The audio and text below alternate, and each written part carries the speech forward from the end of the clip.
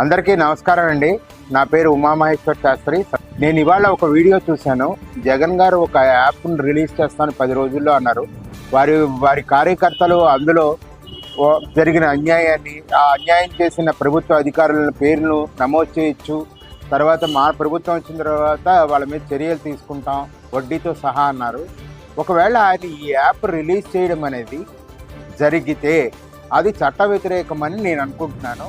న్యాయ నిపుణులే దీని మీద సలహా ఇవ్వాలి. ఎందుకంటే ఒక ప్రభుత్వ అధికారుల డేటా అనేది ప్రైవేటు వ్యక్తులు, పర్టికులర్లీ రాజకీయ పార్టీల చేతుల్లో ఉండడం అనేది, వాళ్ళు చేసిన పనులు రాజకీయ పార్టీ చేతుల్లో ఉండడం అనేది ఎంతవరకు సబబు?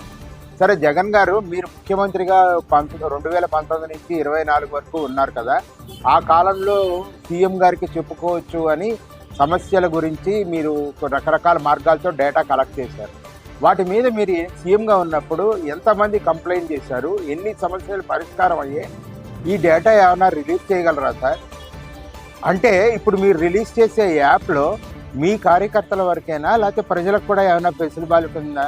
ఇప్పుడు సామాన్య మానవుడు ఒక వైసీపీ నాయకుడు వలన ఇబ్బందులకు గురయ్యి తన భూమి కానీ ఏదన్నా ఇబ్బందులకు గురైతే అది కూడా పెట్టచ్చా అండి మీ దాంట్లో?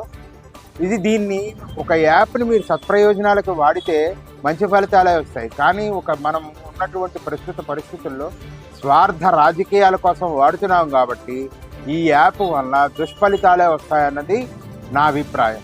ఇంకొకటి ఏంటంటే, ఇలా ప్రభుత్వ అధికారులని సపరేట్ చేయడం, వైసీపీ ప్రభుత్వ అధికారులు, న్యూట్రల్ ప్రభుత్వ అధికారులు, లేకపోతే ఎన్డీఏ ప్రభుత్వ అధికారుల కింద సపోర్ట్ చేయడం.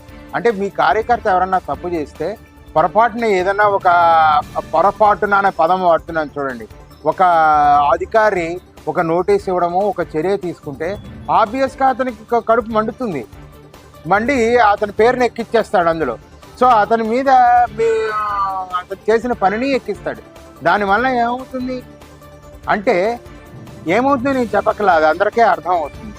అంటే మీరేంటంటే ఈ యాప్ని అడ్డు పెట్టుకుని అసలే ప్రభుత్వ అధికారులు పనిచేయట్లేదు, 90% మంది ప్రభుత్వ అధికారులు పనిచేయట్లేదు, వాళ్ళు చక్కగా కావాల్సిన డిఏలు టీఏలు అన్నీ తీసుకుంటున్నారు, చట్ట ప్రకారమే చేయట్లేదు. ఎన్డీఏ గవర్నమెంట్లో కూడా వైసీపీ నాయకులకే వత్తాసు పలుకుతున్నారు.